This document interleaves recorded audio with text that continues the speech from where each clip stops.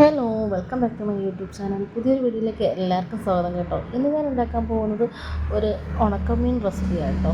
അപ്പോൾ ഉണക്കമീൻ റെസിപ്പി എന്ന് പറയുന്നത് നമുക്ക് ചോറിനൊക്കെ പറ്റിയ ഒരു ഉണക്കമീൻ വളർത്തുന്ന വേണമെങ്കിൽ പറയാം. സോ നമുക്കിതുപോലെ കുഞ്ഞുമീൻ കിട്ടുമ്പോൾ നമുക്കിതിനെ നന്നായിട്ട് വൃത്തിയാക്കി എടുത്തതിന് ശേഷം ഇനി നമുക്കിതിനെ ചെറുതായിട്ടൊന്ന് വറുത്ത് കോരി മാറ്റേണ്ടിയിരിക്കുന്നു.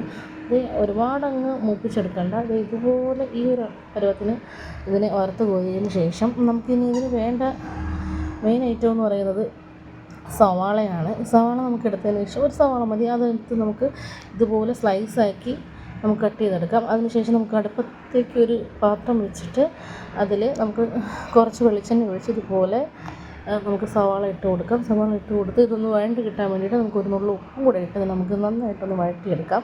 വഴറ്റിയെടുത്തതിന് ശേഷം നമുക്ക് ഒരു നുള്ളു മുളക് പൊടിയും കൂടെ ഇട്ടിട്ട് മിക്സ് ചെയ്തതിന് ശേഷം നമുക്ക് ഇതിലോട്ട് നേരത്തെ നമ്മൾ വറുത്ത് വെച്ചേക്കുന്ന ആ ഉണക്കമീൻ ഇതിലോട്ട് ആഡ് ചെയ്ത് കൊടുക്കാം. സോ നമ്മുടെ റെസിപ്പി ഇവിടെ റെഡി ആയിട്ടുണ്ട്. വീഡിയോ ഇഷ്ടപ്പെട്ടു എന്ന് വിചാരിക്കുന്നു. തീർച്ചയായിട്ടും എല്ലാവരും ഇത് ട്രൈ ചെയ്ത് നോക്കണം. Bye bye. അടുത്തൊരു വീഡിയോ കാണാം.